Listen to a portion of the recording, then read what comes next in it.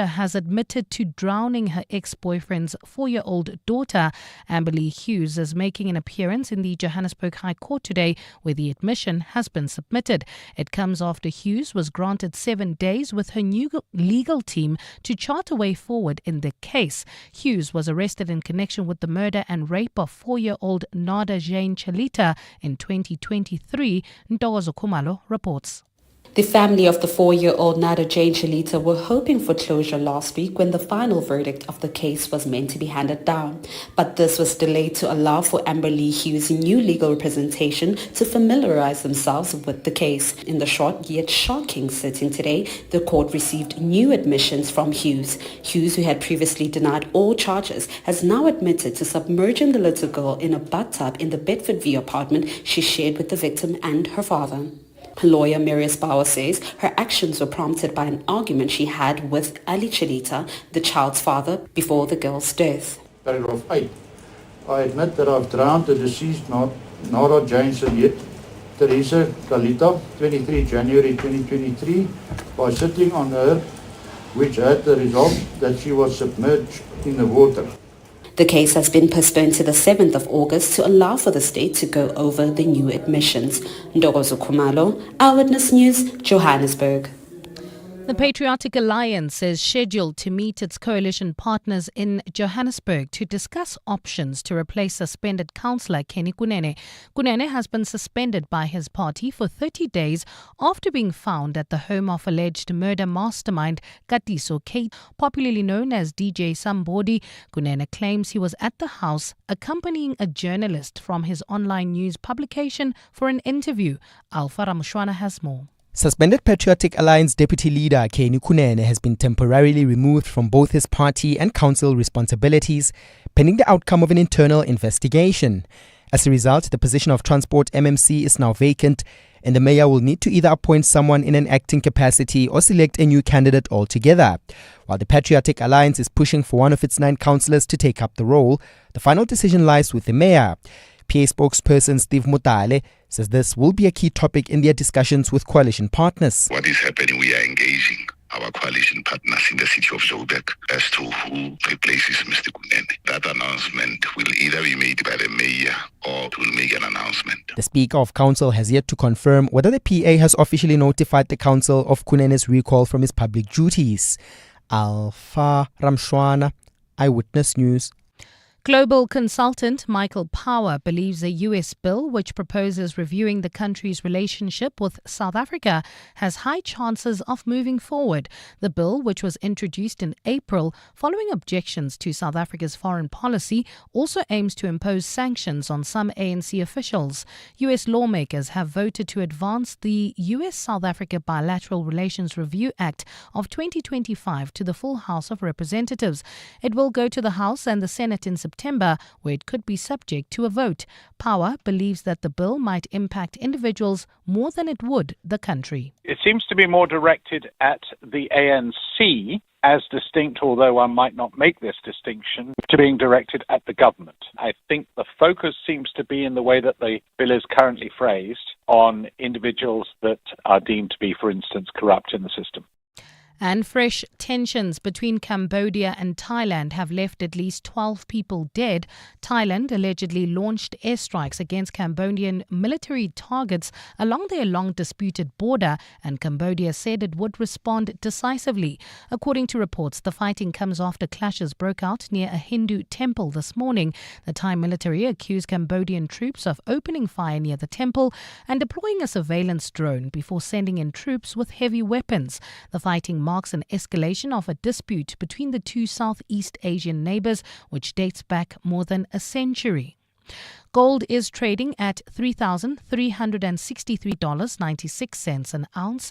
The rand is at 17.61 to the dollar, 23.85 to the pound, 20.70 to the euro, and Brent crude oil is at $68.77 a barrel. In Kempton Park, heading towards OR Tambo International Airport, there's an accident seen on the R21 southbound, that's near Pomona Road, causing about a 30-minute delay all the way from the R25 Puffsfontein off-ramp. Also heading into the Joburg CBD in the Selby area, slow-moving traffic, M2 westbound between the Crown Interchange and Main Reef Road. It's a partly cloudy afternoon in Gauteng today with isolated showers and thundershowers expected. Temperatures have peaked at highs of between 18 and 20 degrees. The top story in EWN this hour, the state has gone through all its witnesses in the Senzo Meyiwa murder trial since the trial restarted before a new judge in July of 2023. EWN, in touch, in tune and independent. For the latest, visit ewn.co.za or download the EWN app. Entries to the 702 Walk the Talk are open. Go to primemediaplus.com to get your tickets today. 702 Live on the Prime Media Plus app. DSTV channel 856 92.7 and 106 FM. Let's walk the talk.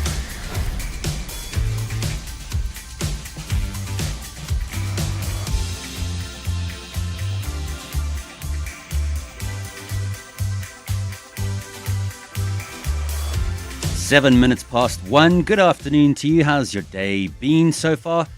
I hope you've had a good day. Nothing too hectic from the bosses at work or your colleagues. But hopefully you work with nice colleagues and nice bosses, just like we do here, Abel, with our colleagues at 702.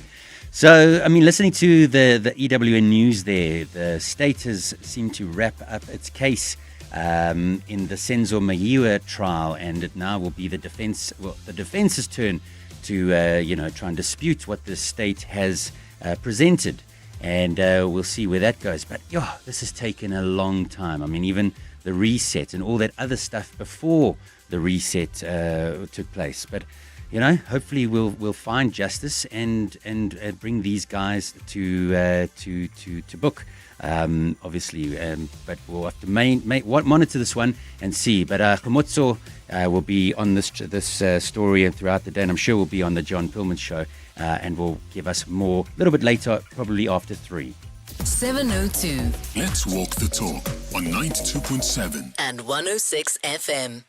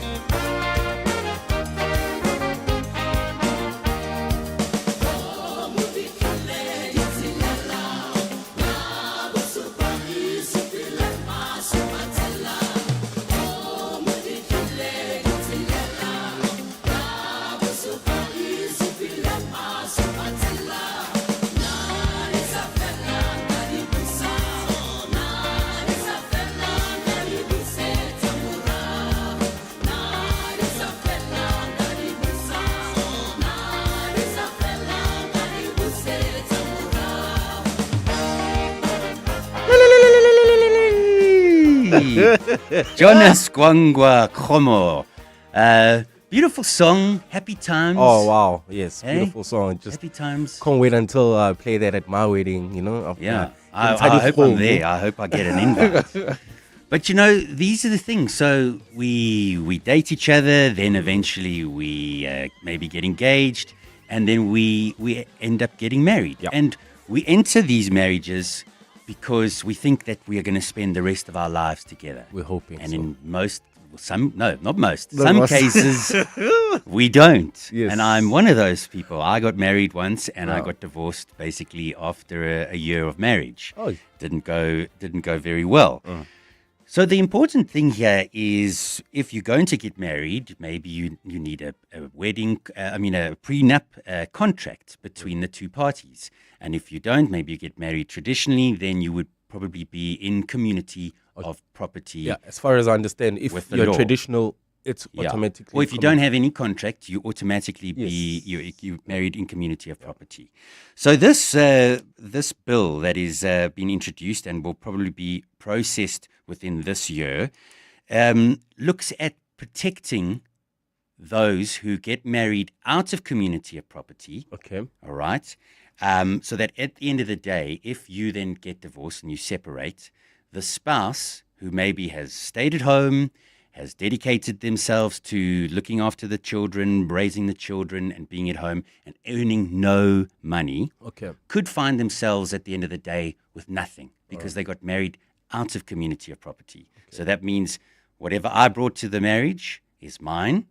Yes, whatever you brought is yours. 100%. Right? So you could be left kind of destitute at the end of the day. So this bill seeks to correct that, and then, we'll rely on the courts to make a fair ruling in some of those cases. Okay? Okay. Right.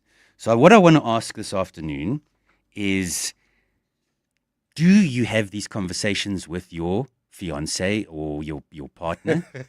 Because it's an awkward conversation to have. Very awkward. Talking about money is so awkward. Yeah. Oh, how much do you earn? Oh, okay. Oh, I thought you earned more money than that. So it's a very awkward conversation. So I want to find out from you how you discussed your prenup with your partner, right? How much detail did you go into? Did you disclose all your assets, your money that you had maybe saved, your pensions, all that kind of stuff? And what about the power play? I've heard a lot of conversations on air over the last day or two about the power play. So, power play? Power play, if you and I are going to get married and you earn more money than I do, chances are you'll probably have picked the lawyer that we go to. Okay. And, if I'm bringing a little bit to the table, I might be like, oh, okay, yeah, cool. Karabo, you guide me. Let's do this, etc., etc. That's the power play because it's you got more money. I earn more money at home, but definitely don't have the power boss. Oh, okay. So she wears the pants. But this is the conversation I'd want to have with you. And I mean, I remember when I got married, we went on the day of the wedding that morning to the lawyers to sign the document. And what was it? Was it a prenup? It was a out of community of property with an accrual. What is that? No. So that means that whatever I make or she makes within the marriage, we will then split. That is fair. But if I brought R1 million beforehand, she brought R1 million beforehand, that's still mine. You can't touch that. 100% fair. So, what do you think about this? Have you had that discussion with your partner? Plenty of times, and we disagree, but we'll cross the bridge when we get there, I hope. But we've been living together, fat and set, if I can put it like that, for quite a while now, maybe like close to 10 years. And automatically now, according to my understanding of the law, we are kind of married, technically. Have you done a lobola negotiation? No, we haven't done that. But then since we are cohabiting, if it's for a certain period of time, it's seen as a union. I don't know. I'm not sure. I stand to be corrected. Yeah. So automatically, we are kind of in a community of property. Am I making sense? Yes. So when we separate, since she's earning less than me. Is she working though? No, she's not. She's a house exec. She stays at home, a house exec. Yeah. Okay. That's how we put it. Yeah. So, I mean, rightfully so, if she goes to court when we break up and says, Karabo was the breadwinner, he used to look after us and my son, so I need that to carry on. I would understand, but here's the catchy part. What happens now when she finds another man or a boyfriend? Do I still have to carry on with those maintenance?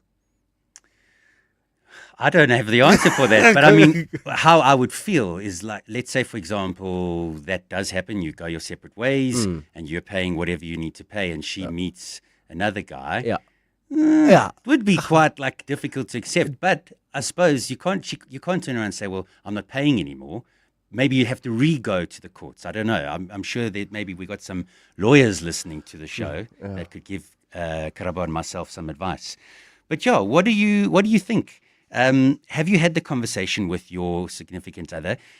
Did you have the conversation, or did you just think, no, it's too complicated? One thing for sure, I know she's adamant on the community of property. So she wants to be married in community of property. Community, yeah, definitely. I jig with her, but I have doubts. You have doubts? Yes. Why do you have doubts? I don't know. Things can go sour. Like you say, it's not in your hands.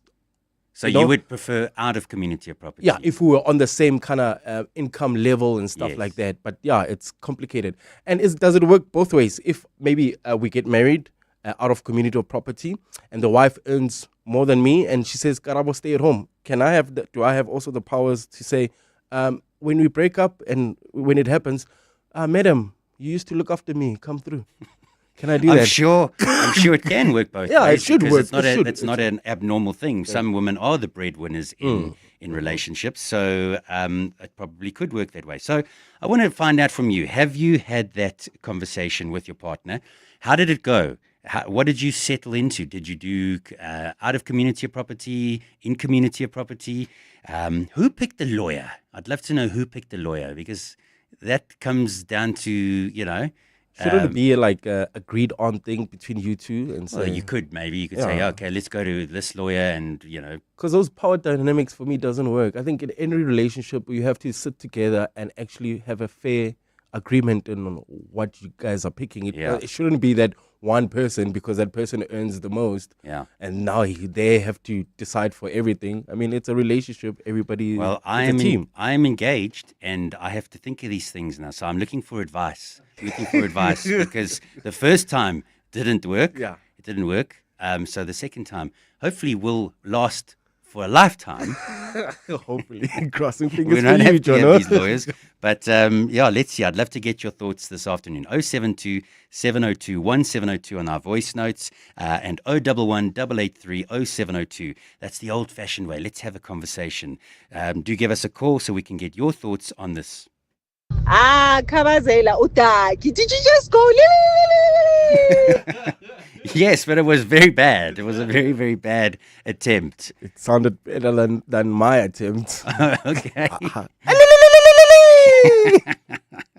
Mr. Jolly, thanks very much. We'll catch you just now for some of the traffic. But whilst we wait for some of your calls and WhatsApps to come in, let's have a look at what else is on the show this afternoon. We have got a lawyer hopefully coming in at around about 20 to 2 to chat to us about these marriage contracts, what your options are, what they mean, what it means if you don't have a contract, then what happens to you, and also maybe just to explain some of the legal issues with this new bill. I've heard one or two lawyers, and sometimes lawyers, when they speak, it's like they completely lose me. So I said to them, speak to me like I'm a 3-year-old. So hopefully we'll get some answers this afternoon on that one.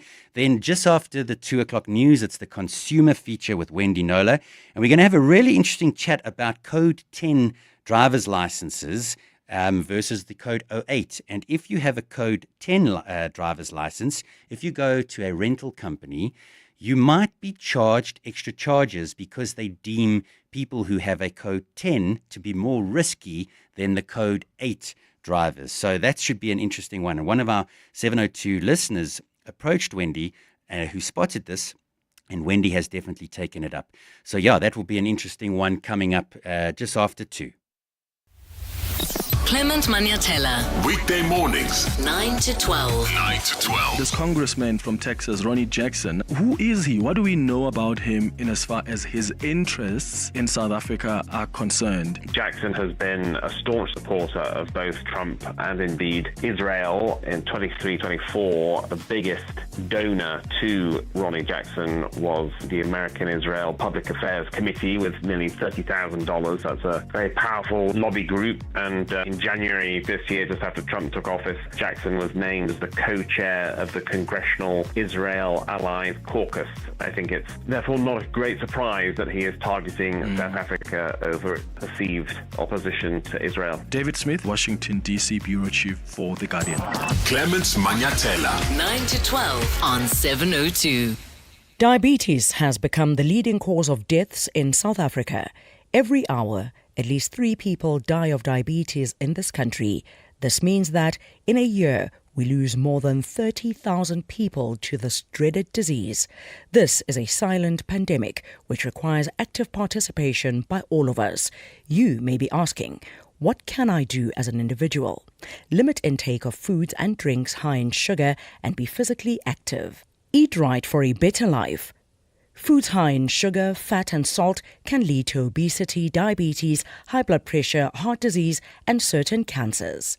This message is brought to you by the National Department of Health. Choose Checkers, SA's #1 value for money supermarket, and save on Kellogg's Cornflakes 1 kg for $74.99. Jacob's Kronenor Gold Instant Coffee 200 or 230 grams, any two for 269 rand, and Pampers Jumbo Pack or Premium Care Value Pack nappies or pants for $249.99 per pack. Valid until this Sunday at Checkers, Checkers Hyper, or shop on 6060. Dear Journal, trying to be an adult at 3,469. Just had a fantastic 2-hour meeting. It was so productive that we accomplished nearly as much as I could have done with one well-written email. Hating the corporate 9 to 5? Get covered at pineapple.co.za. It's easy and like 19 Rand a day, so it's 100% the insurance for you. Underwritten by Old Mutual Alternative Risk Transfer Insurer Limited, a licensed non-life insurer and authorized FSP. Premiums are risk profile dependent. Formulated from 5,000-year-old Ayurvedic wisdom, refined through decades of modern science. For 95 years, Himalaya Wellness has been the trusted name in herbal care, caring for families in more than 100 countries around the world. Our clinically studied natural formulations, pure herbs, and personal care products are designed to support your health, skin, smile, and your baby's well-being. Bring the healing power of nature into your home. Himalaya Wellness. Live well, live herbal. 702 and Corporates That Care with Bata are talking about Bata Children's Program. We've run school donations, volunteer days. We have about 82 people in our head office in KZN. They frequently go down to the Malvern Children's Home. The Malvern Children's Home is a home for orphans that we've adopted basically in the KZN region. We've assisted them with jungle gyms, water tanks, stationery, libraries. We've built a library for them, as mentioned. Unfortunately, the Malvern's Children's Home has a R1 million debt, water and electricity debt. Sure. So we've created a GoFundMe page, and a portion of the proceeds from our Mandela Day shoe sales will go towards this cause. So when corporates choose Toughies for their Mandela Day giving, they're not just buying the school shoes, they're helping children keep their home running. From jungle gyms to school supplies and life-changing donations, Bata is building brighter futures. Visit bata.co.za to learn more. 702. Let's walk the talk. Let's walk the talk. 702. 7 minutes to 1:30. It's Kabazela in for Relebogile. And if you just tuned in, we're chatting about prenups, all in relation to the bill that has been introduced and will probably be processed within this year. And it's aimed to protect those who have married out of community of property. So we asked how you discussed the prenups, because it's a very awkward conversation to have. And how did it go? And what are the details? And also, I want to find out if you did sadly get divorced, how did the prenup work? Was it there? Because somebody said to me that when you go into a marriage, make sure that you are going to talk about how the marriage will end, because when it does and you have the document, it can help things, and you've got it all planned with kids, how you split things, etc., etc. Let's take a listen to your views. Hello, Kawazela. Yeah, it's Ray. I just want to check with you now, if you do get married in community of property, what about the kids? Because most of the time, when there is any breakup, but even the courts do actually reward the child or the children to the mother. So where does that community of property comes in, and where is doesn't come in? Thank you. Yeah, good afternoon. How are you? Yeah, so my daughter is staying with me. She doesn't have a job. And her fiance as well is staying there with me. Both of them do not have a work. So her fiance's father said, yeah, they can marry. And then he'll pay for the venue, everything. So now, is it a good advice to let them go into a marriage in community or out of community with prenup or whatever? So I don't know. I advise them not to get married, but yeah, they just continue to do so. So yeah, please give me some advice. I mean, advice there, that's a difficult one. I mean, my take is make sure you're financially stable before you get married. That's always the way I look at things. But other people said, well, when do you know you're ready? So it's very difficult to give you advice there.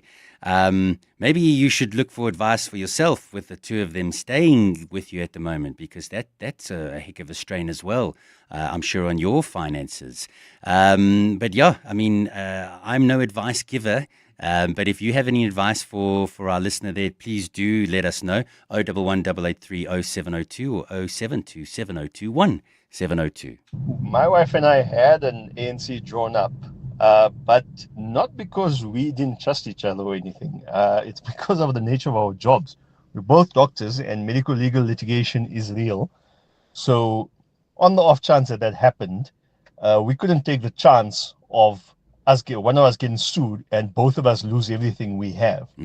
So we had the ANC drawn up. Unfortunately, my cousin's a lawyer, so he drew it up. All we had to do was get it notarized by a notary public. He's not a notary, unfortunately, but that's all we had to do. Hello, guys. I just wanted to say that on the issue of marrying in community of property, not only do you share, the profits that you would have made in the marriage, in an instance where you decide to, go separate ways. But it's also important to bear in mind that you also share any debts that you would have encountered during the marriage. So I think that's the part we usually miss, like when we highlight the fact that, maybe you are considering marrying in community of property. So you share both the profits or all the proceeds from the marriage, but you also share all the debts that you would have encountered during the marriage. Yeah. Good afternoon, Kabazela and the listeners. The issue about the in-community of property, we never really had a conversation about it with my partner. She's my partner for the past 16 years. We've got 3 beautiful kids together. We never had a conversation yet, but if we were to split up, I wouldn't mind splitting everything in half with her, purely because she's a mother of my kids, and I don't think I'll be having any more kids with somebody else. Sure.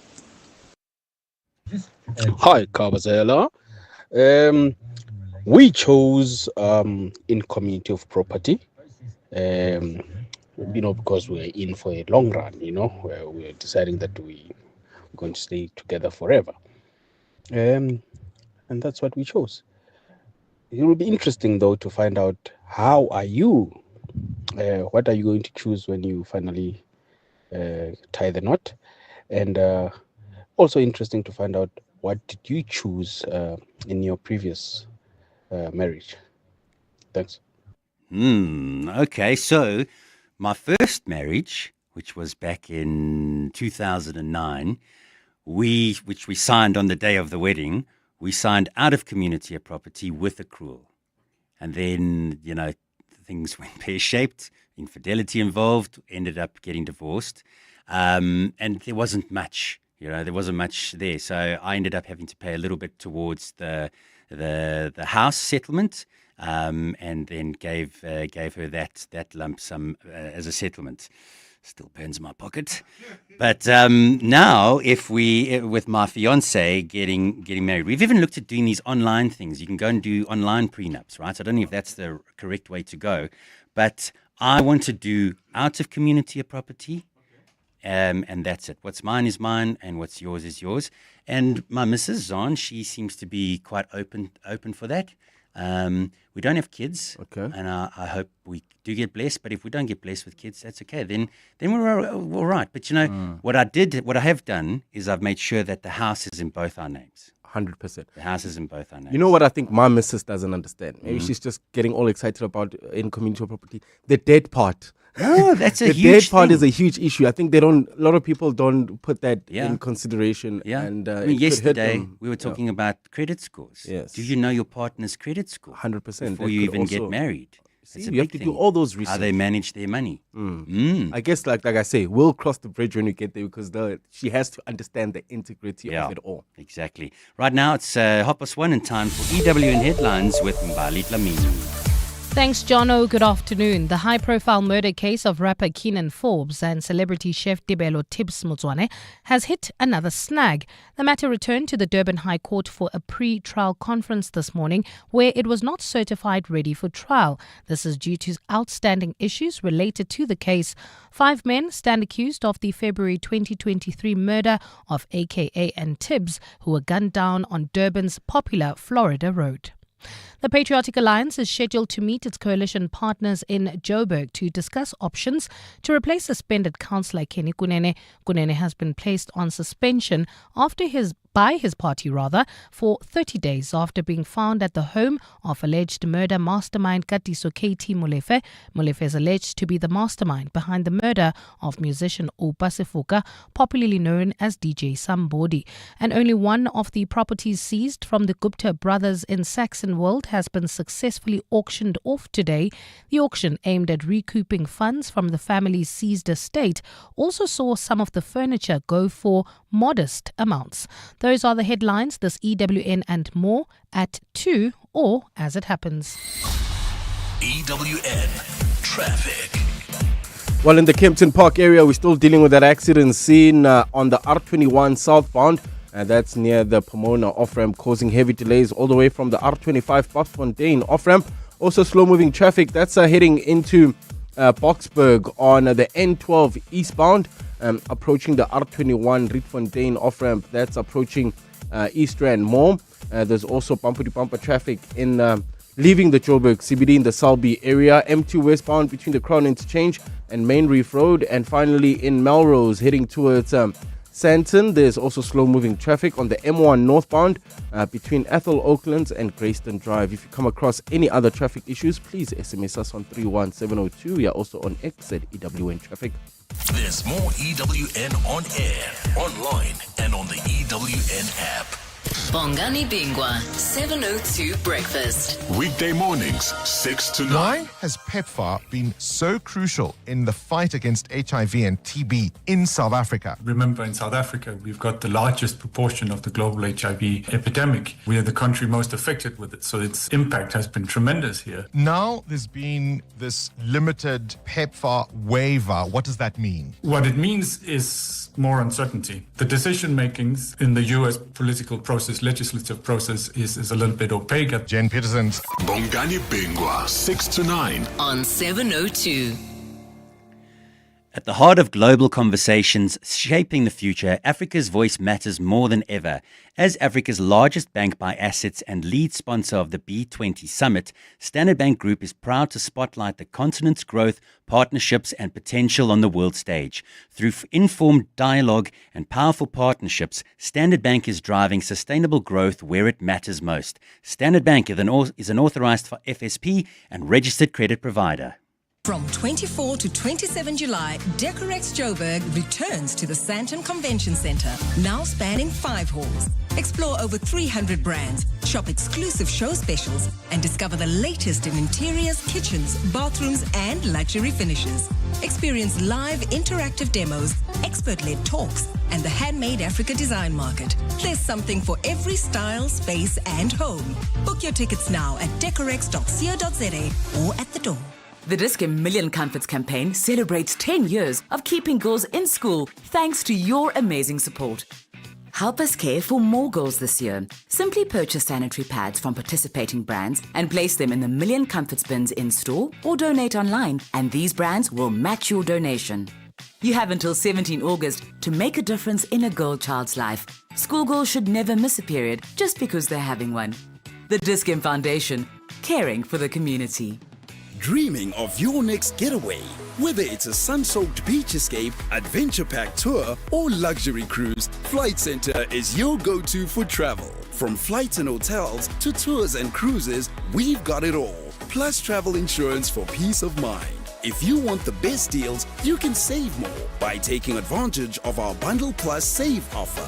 Plan your trip today at your nearest Flight Centre store or visit flightcentre.co.za. Flight Centre, your centre for travel. 702 Let's walk the talk on 92.7 and 106 FM. 24 minutes to 2. It's Kabazela on your radio. Hope you're having a good day and enjoying the show. And thanks for tuning in and giving us your ear. And I look forward to all your contributions and your advice and comments on the stuff that we got lined up this afternoon. So we've been talking about prenups and that awkward conversation that you have to have with each other if you decide not to get married in community of property, is how you're gonna get married, and then you got to declare your assets, how much money you have, all that kind of stuff. So I wanted to find out how you have navigated it and how things have gone. I mean, did you have a contract and then sadly things came to an end and then you had to reflect on that document to get, to navigate you guys on this next chapter, which is divorce? Never a nice thing to go through. So some of the voice notes we'll hear now, but some of the WhatsApp messages. Hi 702, I think ANC is the way to go. If one partner gets into the dwing somehow, it need not negatively affect the whole family. And that's from Noni. Yeah, that's a good thing, because if you married in community of property and somebody gets into financial issues, then, your debts are my debts and my debts are your debts at the end of the day. Let's see what, hi Kabazela, D here. That is why I just want a companionship, finish and klar. At my age, 52, single, independent with 2 kids and coming with my baggage, and the same would come from my partner, worse with debts and papgeld money for his 11 kids, and yet I only have 2 kids. That's an interesting one there from Danisile. From another one here from Marika. My mother-in-law chose the lawyer. We were married out of community and property without accrual, both working, but I do feel I paid more towards raising the children and day-to-day expenses, food, school fees, au pair, etc., whilst all property was bought by my husband. Still thankfully married after 34 years. Well done. 34 years is a long time. I mean, if we look back at, if I look back at my parents' generation, marriage lasted a long time back then. Well, my generation, the marriages, I don't know, they don't seem to last as long as they did, which is an interesting thing. If you've got views on that, I'd love to hear your views as well. Let's take a listen to some more of your voice notes.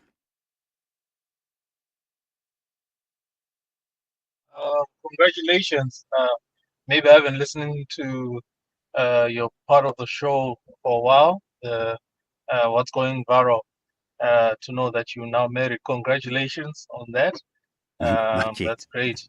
I would say with me and my partner, when we started dating, or when we were dating, we didn't really discuss divorce, but generally she says she'll take everything. So I don't have a say on that if it ever comes to divorce. So I have to make sure I fight to keep her so that we don't end up splitting even the kids, or she takes the kids as well. Cheers, great show. Thank you for the comment. Not married yet, engaged, but will be married very, very soon. Sure. So your partner said that she will take everything, and you got to fight. Did I hear that correctly? Yeah, that's a hectic one, hey? Not a nice situation to be in there, but hopefully it doesn't come to that. Let's hope so. Yvonne from Parkmore, you're on the line. Thanks very much for giving us a call. Hi, Kabazela, how are you? I'm good, thanks, Yvonne. Okay, I'm married for 44 years, and we in community of property. Didn't know any better when I got married, but happily married, and what's his is mine, and what's mine is mine. I would recommend this generation do anti-nuptial with accruals. They have too many choices now. They live a very different lifestyle. And, you come in with something, and also the whole family suffers if something goes wrong, if you marry in community property in this day and age. The children will suffer the consequences of either the mum and the dad. So I think if you really want to be I think there should be no emotions in when you're doing because once you get emotional, then it's very difficult to do it. I think you have to be logic and think about the what if, and ANC is the way to go with the cruels. Definitely with the cruels, because I think the mums take a lot more of raising the kids. So definitely with the cruels. Yeah. So good advice there. I mean, 44 years of marriage that you've said. I mean, what's the secret, Yvonne? I think it's respect, love, and when I got married, it wasn't an option. We have options now. You can choose. I don't like doing this with you anymore. I'm tired of you. I don't like this. But when we met the person was exactly the same. I just think it's a lack of respect, and you have options. That is the problem. If we didn't have options, and yes, not every marriage can last forever. There's physical, there's violence, and all of that. I understand that. But God created for the nuclear families, and we just lost that. I think we've lost that. And don't think everything's rosy for me. We married 44 years. I know 46 years. Some days I want to kill him, and I think you want to kill me too. Yeah, you want to just give him a knock over the head with a frying pan sometimes, eh? But it's the thing that the companionship, the respect, the love for one another. We were stopped the other day. We went to the vegetable shop, and a man said, "Can I stop you guys?" He says, "In this day and age, we don't see people holding hands." And I thought, wow, I didn't even think of that. And when we still walk, wherever we go, we hold hands. Oh, lovely. So you've still got that intimacy, you haven't drifted apart that sometimes can happen in marriages. Yeah. No, but I think it's a level of understanding and respect for each other. And once you lose that, you can't be in a marriage. It's and love, passion, and all that dies eventually. But you have to learn to be respectful to that person, love that person for who they are, and reciprocal. That's what marriage is about. Nice, Yvonne. Nice day. Yeah, thanks you. a lot. 44 years of marriage, some advice there. Really, really lovely to see that some people are still married for 44 years and haven't gone to the temptation of, something's greener on the other side. But yeah, let's get into this conversation now with this bill. And if you've got any questions with regards to marriage contracts, or you're planning on getting married and you need some advice, do give us a call because we're going to be chatting to our expert, Mpho Matepe, attorney and director at M. Matepe Incorporated Attorneys. Good afternoon to you, Mpho. Are you well? Good afternoon, everybody. Good afternoon to you and all the listeners. I am good, thanks, and you? Yes, I'm very, very good, thank you.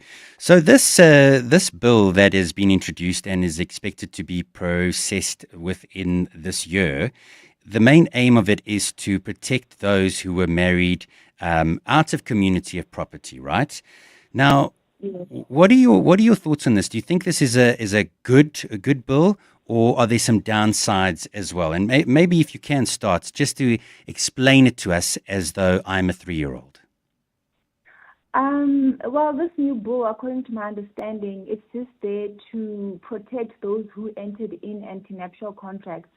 Most people know them as prenups, but in South Africa, we call them anti-nuptial contracts, in inverted commas, ANCs. So they are about fairness and the split of assets that come within the marriage. So when I say come into the marriage, it's because a prenup is usually under normal circumstances, according to the law, signed before you enter into a marriage, which you can still sign another one. It's called a post prenup, but it's after the marriage, which is more costly and more complicated. But a prenup is much better, because both of you are in agreement from the beginning and from the start that this is what I have, this is what I'm bringing into the marriage, this is what I'm protecting, and then this is what we're going to share, this is what I'm keeping, this is what I'm not bringing in, and these are my reasons why, where we sit down as a couple, including the attorney, and put everything on the table and advise our clients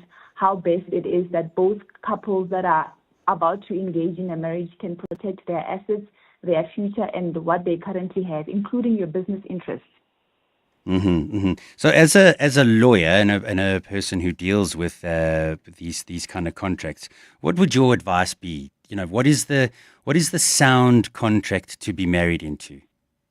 I would advise my clients to, firstly, before wanting to get married, just like marriage counseling, go and engage with an attorney and sit down with them and ask them questions on how can we get married, what is the best way to get married, only in community or property, out of community property, what is an anti-nuptial contract, and so forth, so that you are educated about the different of marriages that you and your partner can engage into, so that if you happen to get divorced or if he dies, the assets and everything else is protected. So I would advise my clients to enter into a prenup because your assets are protected.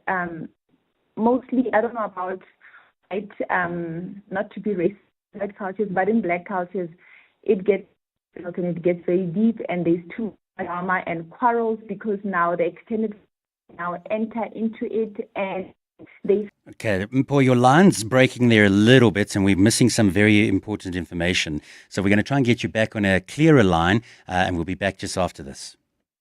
John Perlman. Weekday afternoons, 3 to 6. There's a gap on wages, but I understand a source of considerable dispute is the rostering system. You've changed that. Solidarity are saying on behalf of pilots that the system they had before was more conducive to them being able to strike. What is SAFE's response to that? And do you have any wriggle room or negotiating space on that? You know, we don't really wish to get into a lot of the particulars of the negotiation. Suffice to say that the contentions at hand really do surround the standard matters that are often discussed between employers and employees. The systems are very equitable. John Perlman. 3 to 6 on 702. Future Life will be at this year's 702 Walk the Talk, supporting active lifestyles with a taste of smart nutrition for life. You can enjoy samples of Future Life smart food and bars, nutritious, high in protein, and packed with 19 essential vitamins and minerals. It's the perfect fuel for those always on the move. Convenient, delicious, and made for life in motion. Future Life, smart nutrition for life. Whenever you hear deep in the heart and art of jazz, think Siyamakuzeni with the big band, Jasmine Horn, Alun Wad, the Baylor Project, Jose James sings Badu, Umusangare, Esperanza Spalding, Michelle Dugiocello, Elaine, Tezo, Munei, Mondli Ngobo, and many other spectacular icons. Think Standard Bank Joy of Jazz Festival, 4 stages at the Sandton Convention Center, 26th, 27th, and 28th September, and take me there. Book via Ticketmaster. I'm Dealer here with more than just a sports ad. Power up your sports betting with 10 bets top odds on countless markets, plus up to 3,000 rands welcome bonus. It's more than a game, it's a 10-bet experience. Join now at 10bet.co.za. 10bet is a licensed betting operator and supports responsible gambling. No person under the age of 18 shall be permitted to bet. Betting can be addictive. Winners know when to stop. South African Responsible Gambling Foundation toll-free counseling line is 0800 006 008 or WhatsApp help to 076 675 0710. Are you looking for deals you can't ignore? Get to Dis-Chem for great deals this winter for the whole family. Save a massive 400 Rand on the Gillette Fusion 5 Pro Cartridges 12-pack, now only 999 Rand 99. Get 20% off all Nutri-Men face care products and save 79 Rand 98 when you buy any 2 Sanex 500ml shower gels for just 100 Rand. Hurry, winter price cuts end 17 August. Only at Dis-Chem. Better health starts here. 702 Let's walk the talk on 92.7 and 106 FM. 10 minutes before 2, Kabazela in for Relebogile Mabotja. And we're talking about this this bill that's been introduced with regards to change in legislation for those who are married out of community of property. And my guest, Mpho Matepe, attorney and director of M. Matepe Incorporated Attorneys. So as you were giving us some really good information, your line was breaking up a little bit there. So the question basically was, what would you advise clients to pick when it comes to an ANC? Yes, as I was saying, I would advise my clients, am I audible? Yeah, we can hear you loud and clear now. I would advise my clients to enter into an international contract and state exactly what it is they want, whether they're going to share with or without the accrual system. Basically because most people just get married in community of property, and then when they divorce, they fight about the smallest things, like a typical example, a spoon because it was inherited by my grandmother. When we got married in community of properties, what's mine is yours, what's yours is mine. My debt is yours, your debt is mine. So now with accrual, I mean, with an anti-nuptial contract, you guys get to protect your grandmother's spoon because it is of importance to you and you inherited it. So it will belong to you in the divorce and in the death. You will decide where it goes to. So I would suggest that all my clients get married with an anti-nuptial contract. And most people believe that when you get married with an anti-nuptial contract, that is an application for divorce. It is not. I personally believe that if two people want to make it work, they will make it work. They're just trying to protect what could possibly happen. Remember, we live in a world where GBV is there, cheating is a norm. People don't care. People do not stick to their vows, and people just are dishonest in a sense that they say that, no, I want a second wife, but that's not what we agreed on. Now that constitutes a divorce, and now, or maybe the second wife now gets to benefit more than the first wife, or things like that. So I would really implement that my clients get married with an anti-nuptial contract in order to protect their assets and their business interests or whatever it is that they need to protect. Yeah. A question here from Bohoshi. Good afternoon. What about a situation where we marry two or more wives? Would you have a prenup for each wife? Well, before you get married to the second wife, the first wife has to give permission, depending on how you got married, and acknowledge that the second wife is coming. And if there is a prenup, okay, because we are acknowledging that the first wife is coming, there are terms and conditions that are already put for the first wife. So the second wife automatically comes with the terms and conditions that were already put for the first wife. So it's not really a prenup, but at least it will protect the values and the interests of both wives that are coming into the marriage, or that one was there and we're inviting the second one. Okay. What about clauses? So you agreed that you both want to be out of community or property, and now can each spouse put in a clause? So, for example, to say, look, I'm coming into money or possible inheritance, 2 years down the line or whatever it may be. Are you able to put a clause in and say, well, this will be excluded, this will be excluded. If there's infidelity, this will be excluded, blah, blah, blah. Are you allowed to put those kind of clauses in? You are allowed to put clauses definitely in your anti-nuptial contract in order to protect yourself. But those clauses must align with the law. And they must be reasonable and they must make sense. So you can protect your, for example, if I get married tomorrow, I'm going to protect my company. My company is not going to form part of my marriage because I started it at whatever age and I know the struggles of it. And if he goes down, I don't want to go down with him. Great. So let's take a quick call here from Sandile in Centurion. Sandile's got a question. Go ahead, Sandile. You're live on 702. Hi, Kabazela. How are you? I'm well. How are you doing? Good, thank you. Thank you for the conversation. Quite interesting. I wanted to ask, so just for context, I happen to be a wheelchair user and as a paraplegic. And I wanted to ask, in terms of clauses that people may put into these contracts, has anybody ever come across a scenario where one of the spouses becomes disabled and then in the contract it says that, if they're disabled, then A, B, and C happens? And my question is, has anybody ever gone through that? And also, is it even legal to put those clauses in as, disability and discrimination based on disability? Is that even constitutionally allowed? So that's just a random thought I had. Yep. Interesting. Good question, Sandile. No. Go ahead, Nicole. Hi, Sandile. Honestly speaking, that is already discrimination. We don't know typical example, me and you get married. We are perfectly healthy. I get into an accident, God forbid. Then I become disabled.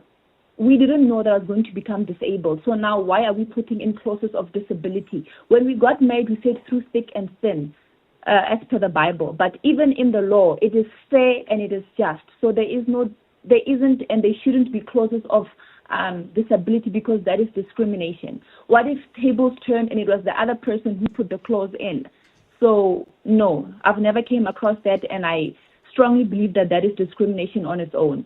And also, if we get into a marriage and I'm already disabled, why should we make me feel already more little of what I'm already feeling because I'm already not normal? So no, that clause will not be according to my knowledge, will not suffice in a prenup because it's already discrimination on the other person. Okay. Okay. Sandile, does that answer your question? Yes, it does. I think, if her and I had to get married, at least buy me lunch first. That's all I have to say. I'm going to hold you to that one, Sandile. That's Sandile from Centurion. Mpo, the other question I wanted to ask. So this law looks at, obviously, those who are married out of community property. And let's say maybe those, depending on your circumstances, but partner B has to stay at home and look after the kids and is not working, right? I get that 100% because at the end of the day, she hasn't worked or he hasn't worked and, hasn't had the opportunity to earn money, and then they get divorced, could be left destitute. But now, if we have a prenup and both couples are working, now there may be some disparity in terms of what the incomes are, but then with regards to this new law or this new bill, how will it affect couples who are both working? Maybe there's more money with one partner than the other, and then the divorce comes. But they're married out of community of property. How does it affect that? Well, at the end of the day, the purpose of the law is to expand the ambit of the redistribution, as in like how are we going to distribute our finances and our assets based on where we are in our marriage right now. So I don't think that it will have much of an effect because at the end of the day, that bill is just there to try and make things equal. Because in most circumstances, when you get married with an antenuptial contract without accrual, it means there's no sharing of the growth of the estate of either of the spouses. So it's a bit unfair because we don't know what future the other one holds. And then when you get married with accrual, it means that there's a sharing in value of each spouse's estate during the marriage. So then, in essence, the out of community of property with no accrual is basically a useless contract. I'm not saying it's useless. It's just because it does not work for me and you does not mean it's useless. Yeah. Okay, great. Mpo, I really, really enjoyed the chat with you this afternoon and explaining things very, very simple, and really appreciate your time. I know you left the courtroom to come and speak to us, so thank you. Thank you so much. Thank you for having me. You too. Have a really good rest of the afternoon. So that was our chat about this proposed bill for the out of community of property ANC contracts. I hope you found it useful and maybe it's given you something to think about if you are in the process of getting married down the line. This week on Polytricking with Sidi Madia. Helen Zille, you say yes, we don't get everything we want, but we got something that we want. To the public, the DA rescues the ANC wants more. Excuse me. The public rescues the ANC. The voters rescue the ANC. The ANC got nearly 40% of the vote. We got 22% of the vote. Who's rescuing the ANC? So let me just say one thing very clearly. We sit strategically and say, what is the least bad option? Listen to the full episode on primemediaplus.com. Polytricking with Sidi Madia on EWN. In touch, in tune, and independent. You fell in love with her when you were just 12 years old. Don't you feel like a cry? She was a candy apple red, 2-door convertible V8 beast. Don't you feel like crying? A real beauty, the one that got away. Don't you feel like a good cry? Worth more now than when you were 12. Crying. You never imagined a life without her. Don't you feel like crying? Now imagine having the car of your dreams in your driveway. Oh, yes! Invest early. You'll be so happy you did. Coronation. Trust is earned. Coronation is a registered FSP. Of course you could take the lift just one floor up. Or you could grab the new Berry Blue sports drink from Aquila and get moving. Blue has never tasted so good. Bursting with bold berry flavor, packed with electrolytes and vitamins, and free from colorants. Aquila sports and power drinks. Let's move. Celebrate the horse racing season of champions with Hollywood bets and saddle up for sensational success. Stand a chance to win a spectacular share of over 2 million rand in prizes, including a brand new Amoda C5 or C7. All you have to do is bet 50 rand or more on any horse racing event for a shot at your crowning moment. Take the reins and get ready to gallop to grand rewards. Bet now. T's and C's apply. Hollywood Sportsbook is a licensed betting operator. Hollywood Bets supports responsible gambling. No persons under the age of 18 years are permitted to gamble. Winners know when to stop. South African Responsible Gambling Foundation toll-free counselling line 0800 006 008 or WhatsApp HELP to 076 675 0710. This is EWN. Good afternoon, I'm Mbali Dlamini. EFF leader Julius Malema says former Higher Education Minister Nobuhle Nkabane should humble herself if she wants to make a political comeback. Nkabane was fired by President Cyril Ramaphosa this week and replaced by her former Deputy Minister Budi Manamela. Malema says Nkabane was not ready to be a minister and should learn from her mistakes over the SETA board appointment fallout. Malema gave his advice to Nkabane at an EFF press briefing in Cape Town today. This is in preparation for the party's anniversary celebrations in Khayelitsha on Saturday. The first thing she must do is to stop chewing a gum in a meeting. She was still doing it even yesterday there in Parliament. The second thing is she must be humble and know that she doesn't know and be prepared to be guided and be advised by proper people. We shift our focus now to a story which contains some disturbing details. A former preschool teacher has admitted to drowning her ex-boyfriend's 4-year-old daughter. Amberly Hughes has been making an appearance in the Johannesburg High Court, where the admission was submitted today. It comes after Hughes was granted 7 days with her new legal team to chart a way forward in her case. Hughes was arrested in connection with the murder and rape of 4-year-old Nada Jane Chalita in 2023. Ntokozo Khumalo reports. The family of the 4-year-old Nada Jane Chalita were hoping for closure last week when the final verdict of the case was meant to be handed down. But this was delayed to allow for Amberly Hughes' new legal representation to familiarize themselves with the case. In the short yet shocking sitting today, the court received new admissions from Hughes. Hughes, who had previously denied all charges, has now admitted to submerging the little girl in a bathtub in the Bedford View apartment she shared with the victim and her father. Lawyer Marius Bauer says her actions were prompted by an argument she had with Ali Chalita, the child's father, before the girl's death. Paragraph 8.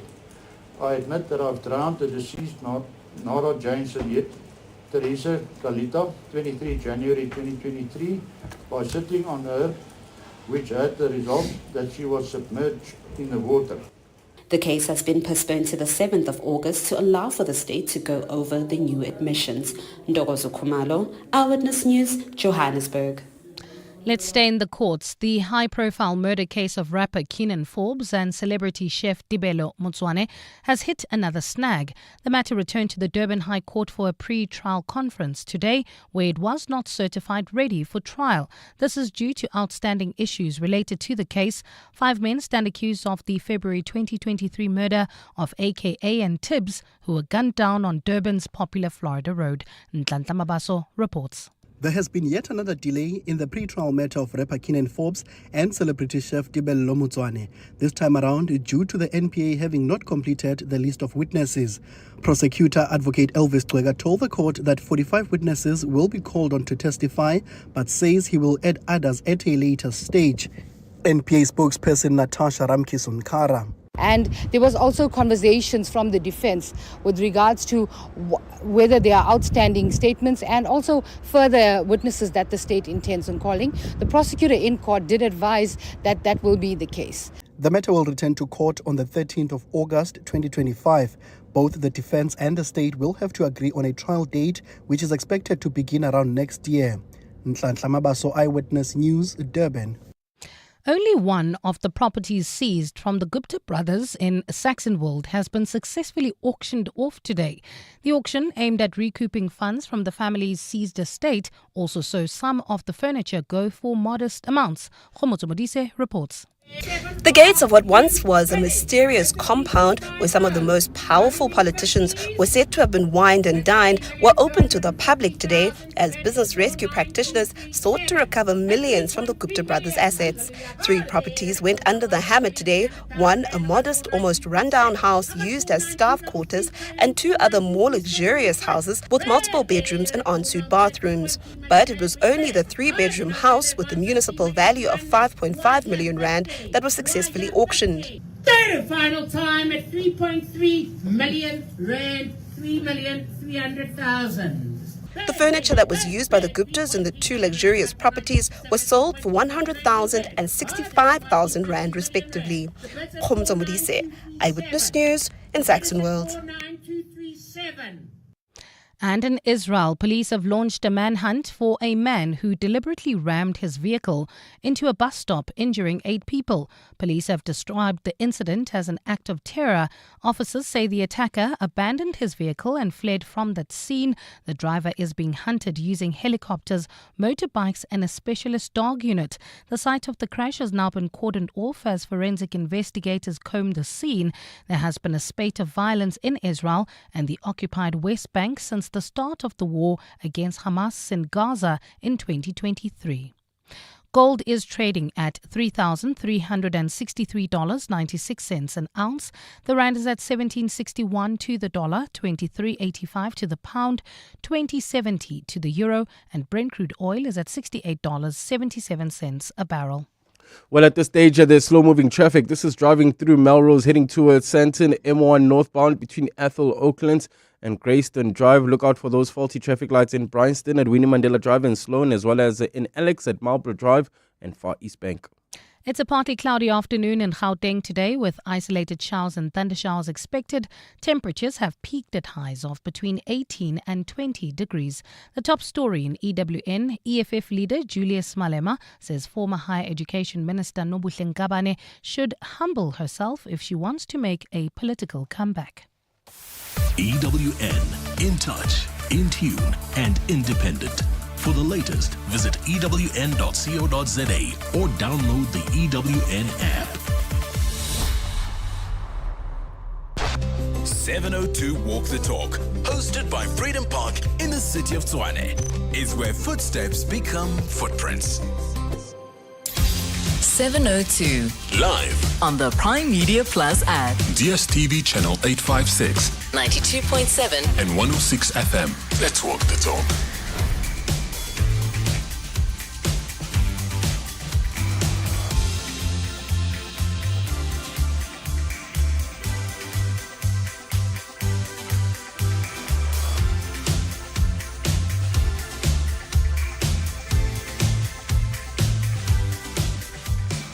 Eight minutes past 2. Good afternoon to you. It's Kabazela standing in for Relebogile this afternoon, and it's a pleasure to be with you.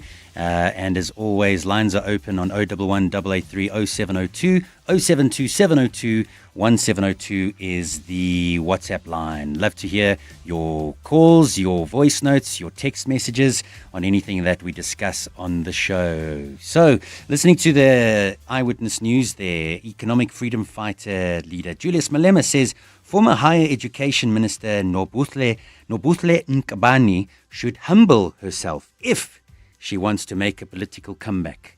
Humble. I mean, does she know what humble is? Maybe I should go and Google it, or encyclopedia, and see what the word humble is, because she's been one of the most arrogant ministers that I've come across in my time on the news agenda. I must say, hectically arrogant. But I have no doubt that she will make a comeback. She's young enough, and she will make a comeback. You look at most of the ministers who have had some issues over the years. They make a comeback in one way or the other. 702. Nola knows.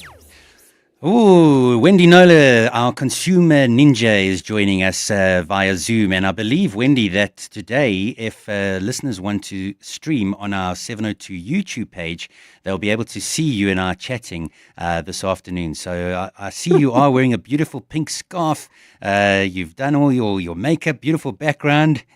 So well done. Even though you didn't even know, you could be there in your pajamas for all we know, but you're looking really, really beautiful this afternoon. So top half anyway, Jono. Yes, business up top, and what do they say? Bedroom at the bottom or something.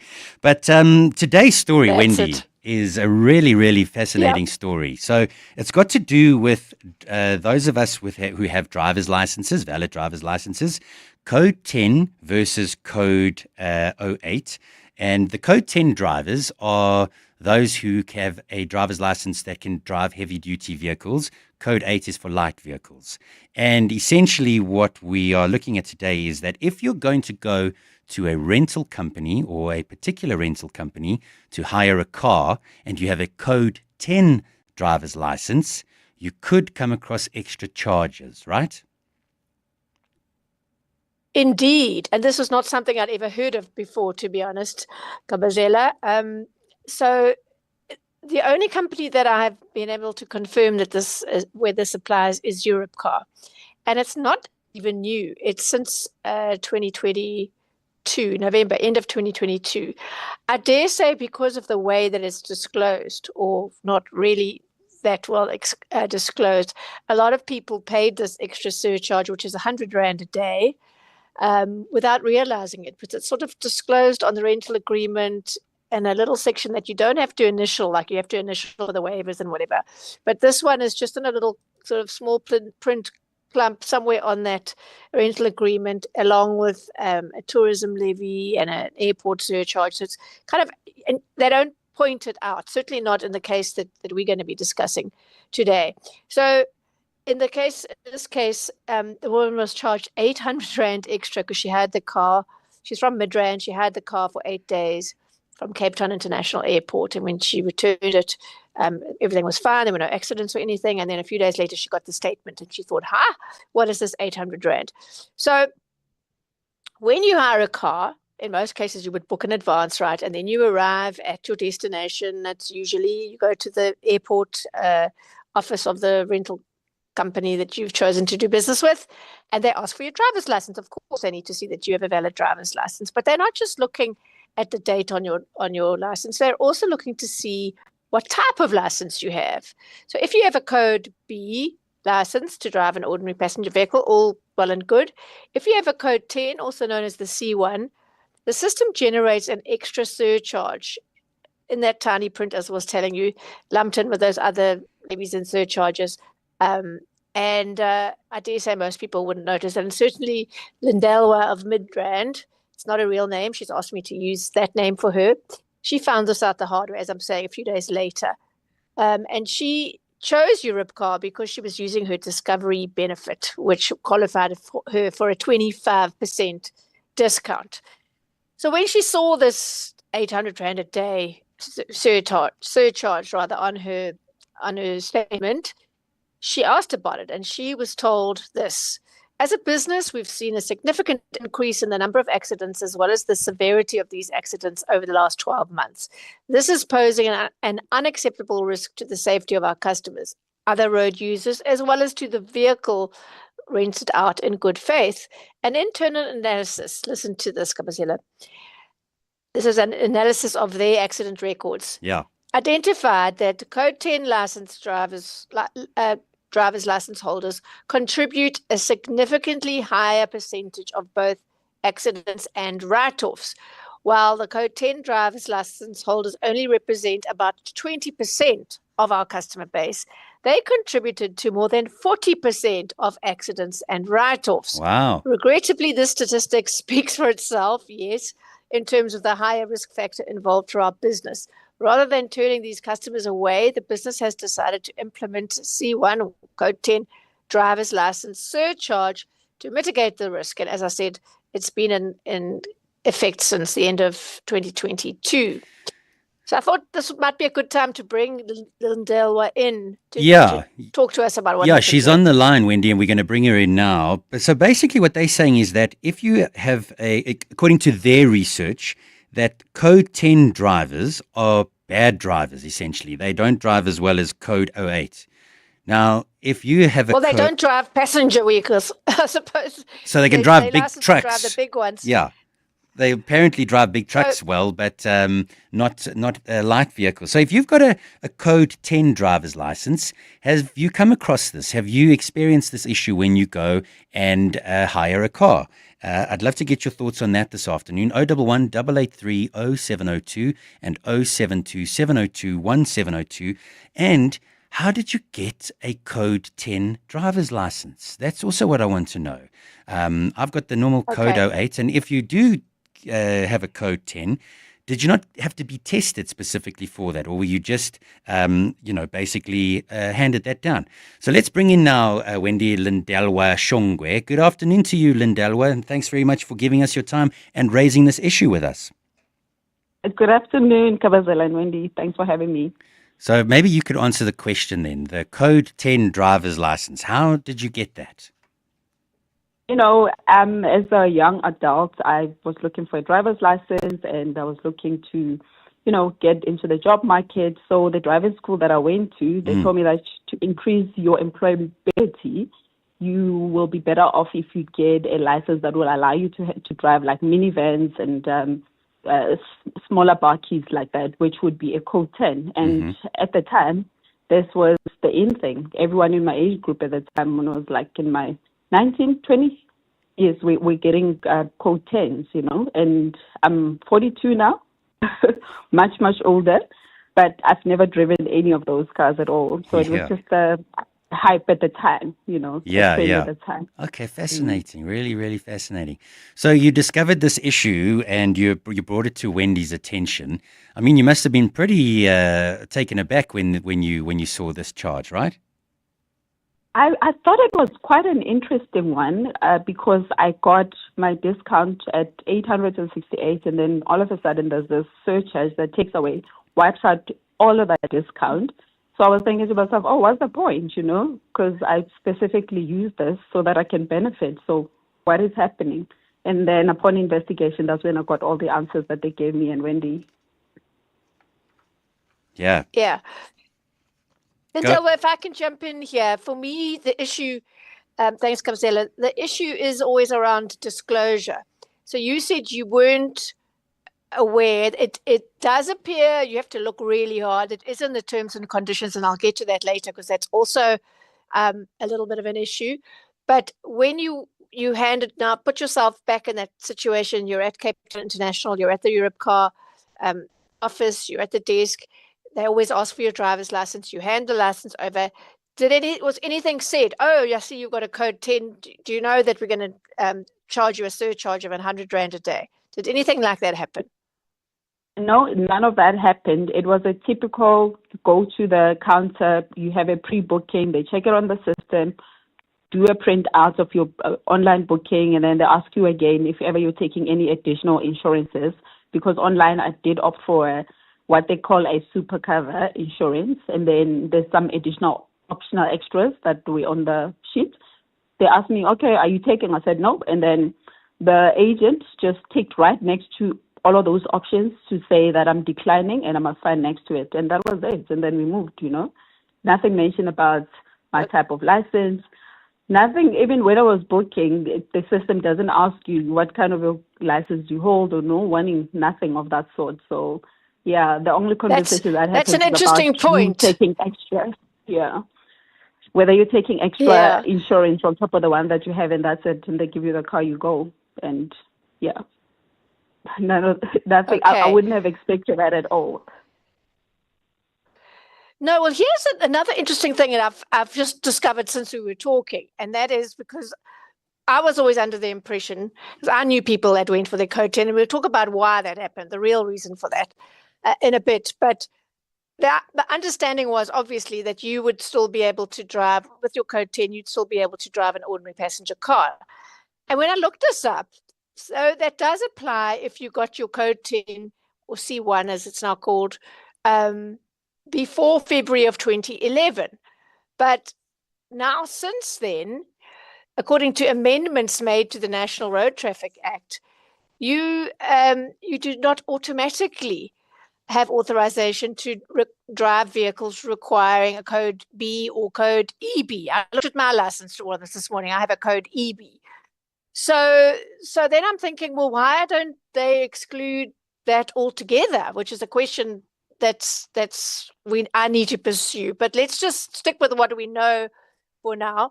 At Lindel's request, I took up the issue with Europcar's CEO, Martin Liddell, and I asked, it would appear from my limited research looking at the T's and C's of other car rental companies that Europcar is the only car rental company operating in South Africa which does levy this license-based surcharge. Can you kind of confirm this? I asked him. And what is it about C1 license holders that makes them more likely to have accidents in your vehicles? And most importantly, how is the surcharge disclosed to clients before they take possession of the rental car and sign that agreement? So his response was, first of all, to say that accident costs are a major material risk for the industry and obviously his particular company, and they need to manage it. In our analysis of our stats, we found a disproportional number of accidents being caused by renters with the Code 10 license. As to why, he said it would be remiss for me to comment on the reason for this, and this would simply be speculation. Okay. So he said, instead of stopping drivers from using us because they have Code 10 license, we implemented a surcharge. While we do our best to make this charge clear and transparent, we do not know what license a renter has at quoting stage. And as to your point, Lindell, well, they could just ask you on the form to specify that. Yes. However, he said at checkout, we scan the license, and if it's a Code 10, the rental agreement is updated with that surcharge, 100 Rand a day, rather, which the renter signs to confirm on the rental agreement at checkout.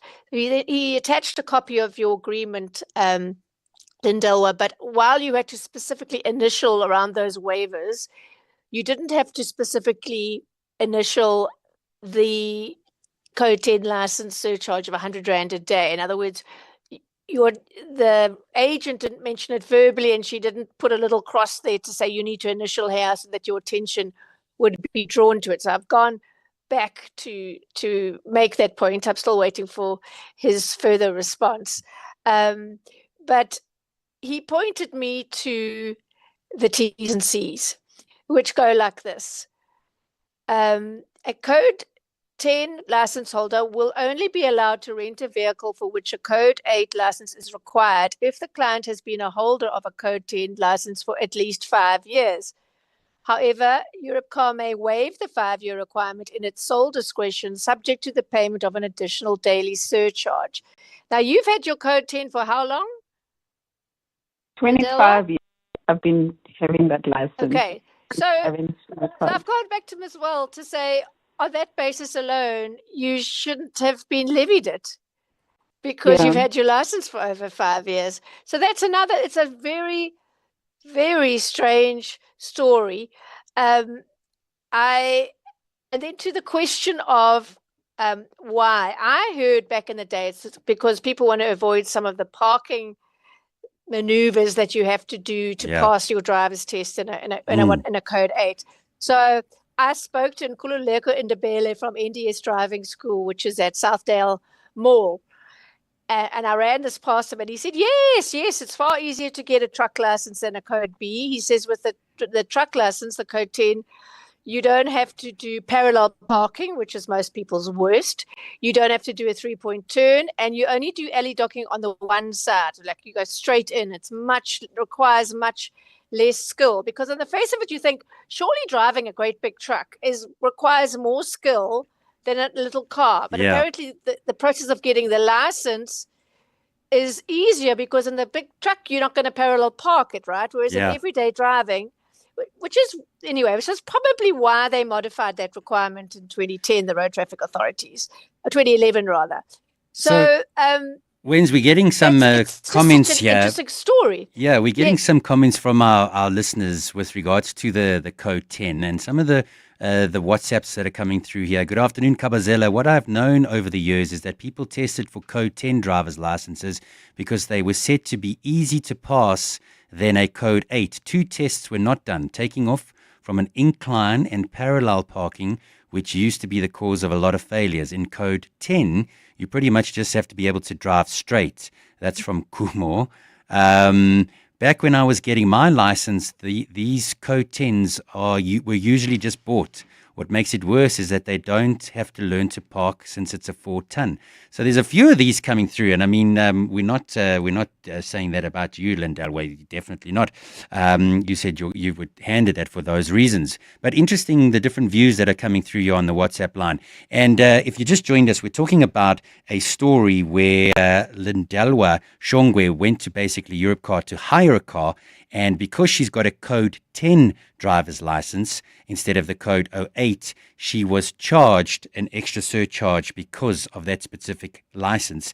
And they are saying that, according to their research, they have picked up that drivers with a code 10 are more riskier on the roads. Life has its own rhythm, but muscle and joint pain may upset the beat. Noflex gel. Trust Noflex Gel's triple action formula to target muscle pain, reduce inflammation, and help numb the affected area. Noflex gel. So, get your beat back and reclaim the rhythm of life. Noflex gel. Beat the pain with Noflex Gel and higher strength Noflex Gel Fort. For more information, speak to your healthcare professional. Proudly South African will be at the 702 Walk the Talk on Sunday, the 27th of July at Freedom Park in Tshwane. Look out for Lolo Warona, their joyful mascot, bringing energy and reminding walkers of the power of local. When you buy South African-made goods, you're supporting local industries, incubating local innovation and creating much-needed jobs. As you load that cart or swipe that card, choose local, create change and show your love for Mzansi with every purchase. At Bright, we don't just provide business insurance. We insure your business's Future success. because your business is so much more than desks and computers and equipment, which is why we use our specialist expertise to tailor solutions for each client differently to ensure what's really important. So insure your businesses. Financial security, BD. With Bright today, contact your broker or go to brightinsure.co.za to find out more. Bright, approach risk with purpose. Bright is a licensed insurer and authorized FSP. And they're off. Little too young, barely two, racing injured. Here comes whipped into shape, running on pain. Duct tape dreams on the outside, tongue-tied and terrified. And now discarded glory, limping to avoid the glue truck. It's beaten again, crop flying, lungs bleeding. And it's doped up glory, gets it by a nose. Now that's racing. Cruelty is staining horse racing. The NSPCA is calling for the industry to sign their racing code of conduct. Show your support at nspca.co.za/Rein in the Pain. 702 and Corporates That Care with Hirsch's are talking about Hirsch's involvement in the Claire Ellis Brown Preschool. So the Claire Brown School is just the most beautiful little school. This wonderful teacher came through called Sandra McLaren. She said to me something which I don't know if I should have done, but I did, was come through and visit the school. And the school had a beautiful garden, and growing up in a flat, you didn't have a garden. These little kids that live in the area now have somewhere to go and play, which just seems so special. So I thought, how can we get involved with that? And one of the things I found out was they're looking at their books. Their rates were like through the roof, like 6,000 Rand a month in rates, which was just crazy. So after finding people to speak to at the city council and irritating them for months and months, we got the rate reduced to 100 Rand a year and backdated 10 years. Wow. And I thought, geez, we can make it a little bit of a difference here, which was awesome. Then we started fixing up the school and painting and putting new kitchens and running food for the kids. And we've been doing that for over 20 years. Hirsch's, proud to help grow bright futures, one child at a time. Learn more at hirsches.co.za. 702. Let's walk the talk. 702. Nola knows. Kabazela on for Relebogile Mabotja, and we are talking about this issue of Code 10 versus Code 08 driver's licenses, and the issue that Lindalwa had at Europcar, where she has a Code 10 and was charged an extra amount for having a Code 10 driver's license. So, Wendy, we got Kutso here. He's responding, and he says this doesn't make any sense, judging by the fact that they are the only car service that levies the charge. It's quite telling and suspect. Imagine if government charged polo drivers more tax based on the opinion that they are likely to cause an accident. Makes a good point. Well, there's a good point because it's all about risk, right? And the car rental company is self-insures. They don't have insurance policy. So you pay a waiver, normal waiver or a super waiver, which means you're limiting your liability in the event of an accident or a crash or whatever to a certain amount. But I thought, let me ask the insurance industry. We can get to this after the news because they're all about actual risk. How do they handle this? And it was quite an interesting response. So we can get to that in a bit. Right, we'll get to that just after the news. But right now it's 2:30 and time for EWN with Mbali Dlamini. Thanks, Jonathan. A very good afternoon. A former preschool teacher accused of the rape and murder of a 4-year-old claims she suffered from a borderline personality disorder on the day the crime was committed. Amber Lee Hughes was arrested in 2023 following the death of her ex-boyfriend's daughter, Nada Jane Chalita. The little girl was found dead after drowning in the bathtub of the apartment that she shared with her father and Hughes. EFF leader Julius Malema says former Higher Education Minister Nobuhle Nkabane should humble herself if she wants to make a political comeback. Nkabane was fired by the president this week and replaced by her former Deputy Minister Buti Manamela. Malema says Nkabane was not ready to be a minister and should learn from her mistakes over the CETA board appointment fallout. And in Russia, rescuers have found no survivors after a passenger plane carrying 49 people crashed on the country's far east. The aircraft, operated by a Siberia-based airline, disappeared from radar screens while approaching its destination of Tinda, a town in the Amur region bordering China. Those are the headlines this EWN and more at 3 or as it happens. EWN Traffic. Well, at this stage, you're driving through Melrose heading towards Sandton. There's slow-moving traffic. M1 northbound between Ethel Oaklands and Grayston Drive. The rest of Gauteng 702 land, not looking too bad. No serious accidents have been reported on our highways. Just look out for those faulty traffic lights though in Edenvale, Modderfontein Road and Van Riebeek. Traffic lights still not working in Alex at Marlborough Drive and Far East Bank, as well as in Rand Park Ridge at Bayes Nordia and the N1 North. If you come across any other traffic issues, please SMS us on 31702. We are also on X at EWN Traffic. There's more EWN on air, online, and on the EWN app. 702. Let's walk the talk on 92.7 and 106 FM. Kabazela on your radio this afternoon. And before we get back into our conversation with Wendy Nola, our consumer ninja, are you a Decorex Joburg fan? Are you wanting to go to Decorex? We've been giving away tickets the whole week and we're going to do so again today. And of course, I've got another very, very, very difficult question for you. I hope you're going to be able to answer this one. So if you're a fan of Decorex and want to win a double set of tickets to Decorex Joburg, here's the question you need to answer. How many levels will there be at the Decorex Africa Joburg at the Sandton Convention Centre? So how many levels will there be at the Decorex Africa Joburg, which will be held at the Sandton Convention Centre? So if you send a WhatsApp 072-702-1702 with the right answer, Bashida will give you a call and you could be a winner of a set of double tickets to Decorex Joburg. 702 delivers on the matters that matter to you. My name is Olina, and what I love about 702 is the Clement Banyatela show. I didn't think that I would see Clement today. Thank you for sharing your thoughts. so we can deliver more on what matters to you. 702 listens. Let's walk the talk. This year, the Private Security Industry Regulatory Authority, also known as CIRA, is proud to be partnered with 702 Walk the Talk.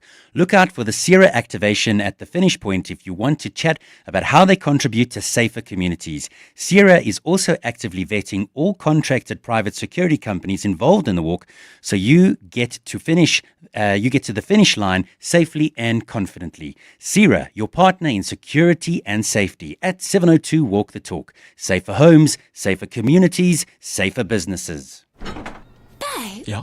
the fridge light finally stopped flickering. Yeah. I replaced it. You replaced it? Mm-hmm. Like on your own? Yep. You know what that means. Party! Every excuse is a great one when you've got balloons, bubbles, gift wrap, cards, candles, and dress up. I'm calling it the Fridge Light Festival! The Crazy Store. Hey, you never know what you might find to have a good party. Food Lovers Market is bringing you unbeatable deals this winter carnival. Buy delicious beef oxtail at just $99.99 per kilo. 2 400-gram packs of Food Lovers ground beef for $79.99. Save on 16-piece chicken brie packs at $49.99 per kilo. And enjoy chicken fillets at only $69.99 per kilo. Valid until 3 August. Only at Food Lovers Market. Winter Carnival now on. To walk the talk is to turn words into meaningful actions. And it's what we at 702 are committed to doing every day. We are also committed to following the rules set out by the Broadcasting Complaints Commission's Code of Conduct. To give you balanced programming, fair comments, and accurate news. But if we stumble along the way and you feel we are not living up to the code, let us know on comment@702.co.za. And if after that you're still not happy, you can direct your complaint in writing to the Broadcasting Complaints Commission. Email bccsa@nabsa.co.za. For more, visit bccsa.co.za. Coming up On 702 Drive with John Perlman. 24 minutes to 3.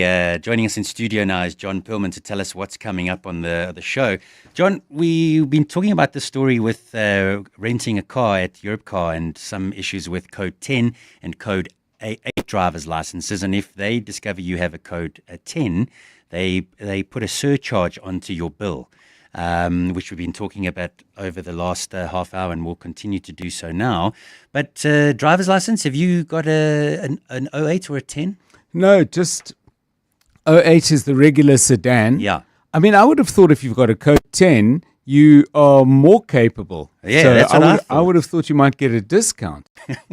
And you would be a better driver because you can maneuver big vehicles along our roads. Yeah, I mean, I think if you can park a large truck in a crowded city street, you're probably going to do pretty well with an Uno. So some of our listeners are saying that to get the Code 10, you basically didn't have to park. Oh. I should have been given that because when I went for the first time for my driver's license, I flipping failed on the parallel park. Okay. And had to go and tell the driving instructor this is what happened.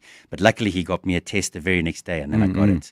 I hadn't told my school friends at that time because of, the huge embarrassment. But Code 10 drivers apparently can't park. It's not me that's saying that. It's what's coming up on our WhatsApp line. There's a big truck just pulling out. You may need to leave out the back. What's coming up on the show? So coming up on the show, Kabazela, and good afternoon to all of our listeners. We're picking up on a story we were meant to do yesterday, but it's still important. The JSE threw 100,000. What does that actually mean at a time when all the other indicators around our economy are so poor? So we'll talk about that after 4 with Dr. Iraj Abidian. Serious medical brain drain in the country. I think we knew this, but figures delivered by Health Minister Dr. Arun Motsoaledi in Parliament suggests we are losing doctors and nurses at a terrifying rate. We'll talk about that after 5 with the South African Medical Association, get their take on it.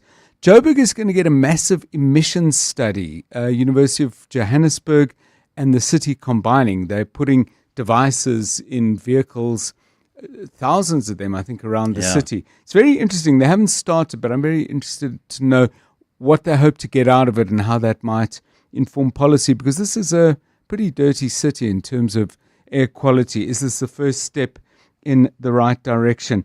Senzo Mayiwa murder trial underway. We'll keep a close eye on that.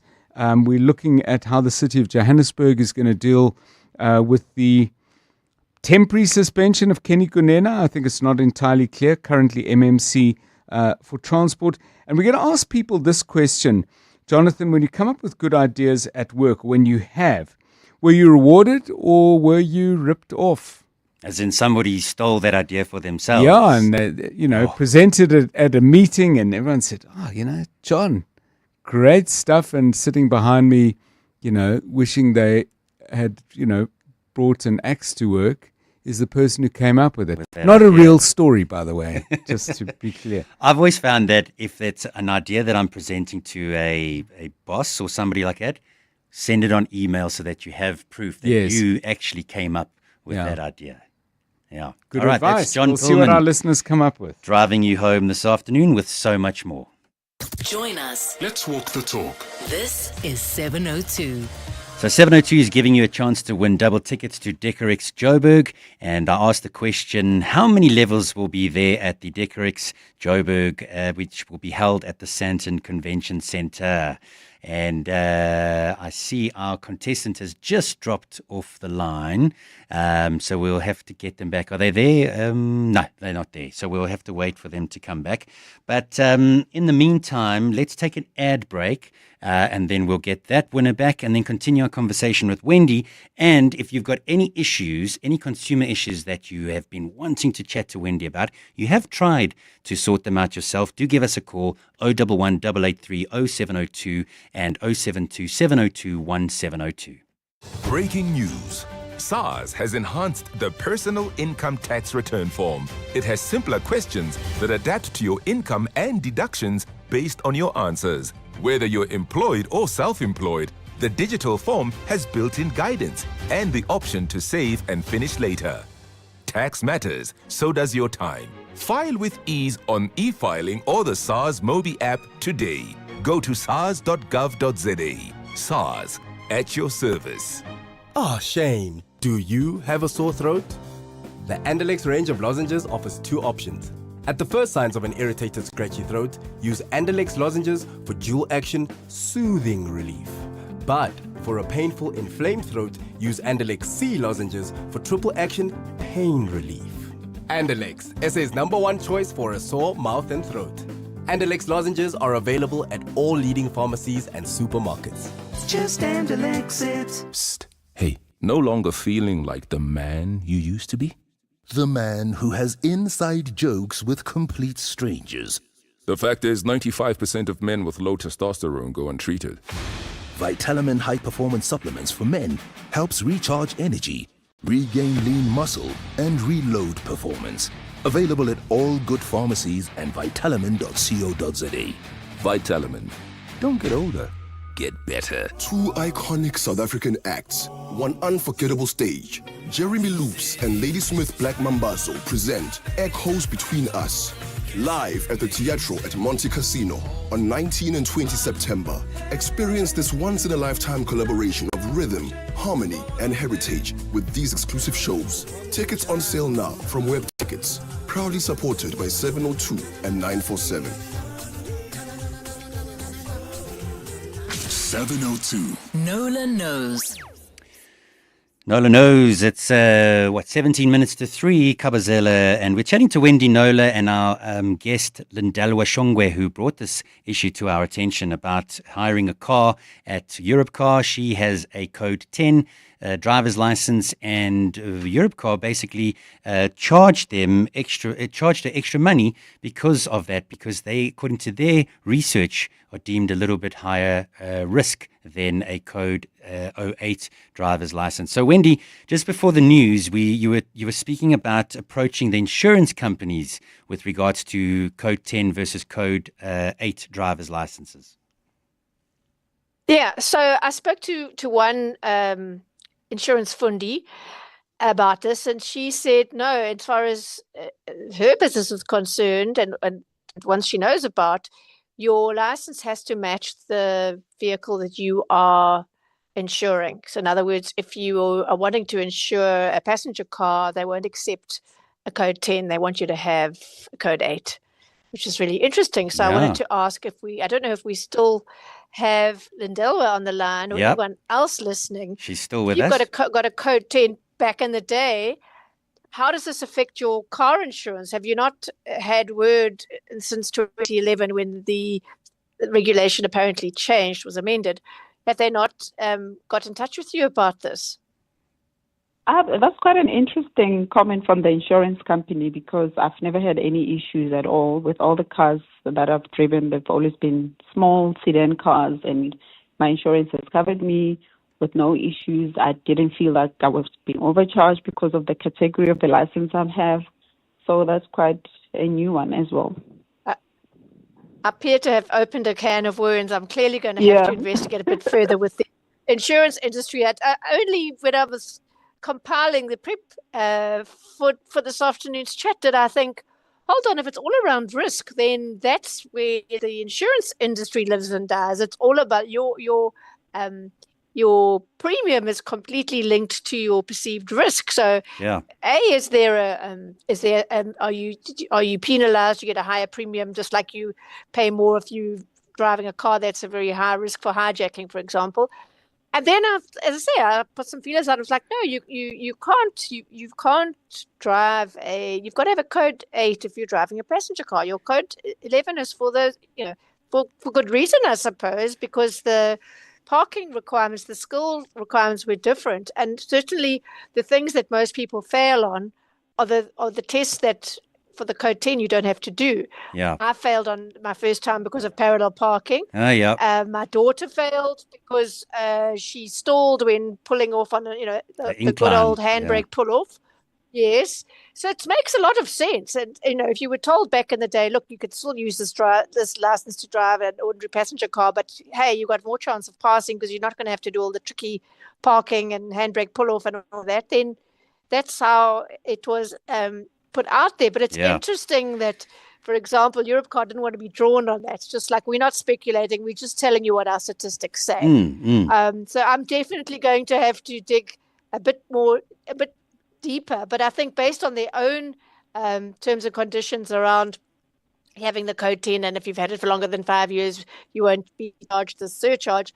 I think certainly for Lindelwa alone, we must get her that 800 Rand back based on their own policy, I think. So to be continued, I think it's definitely. So you'll give feedback on that and hopefully get that money back. Lindelwa, thanks so much for bringing this important story to our attention.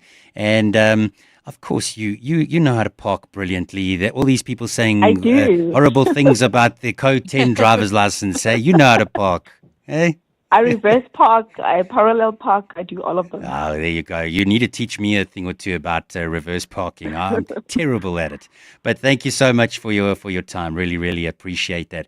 And Wendy, maybe we should just ask, in terms of people who have the Code 10 driver's licenses, what is the situation with your insurance? When you applied for your insurance, did they ask? I cannot remember now when I applied for insurance if they asked for me.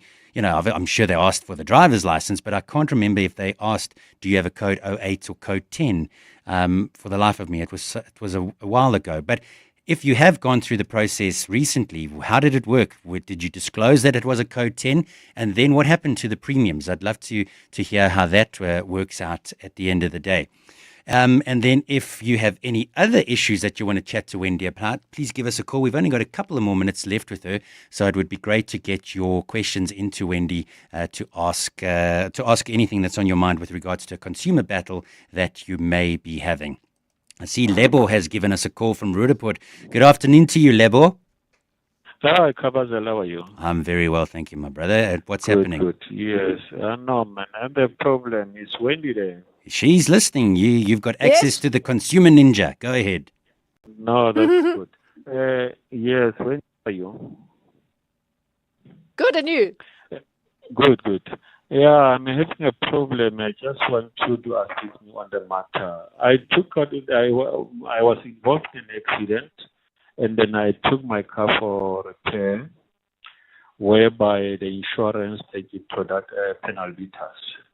And then they phoned me back to come and fetch the car when the car is finished. But when I get there, the car was completely in a different state.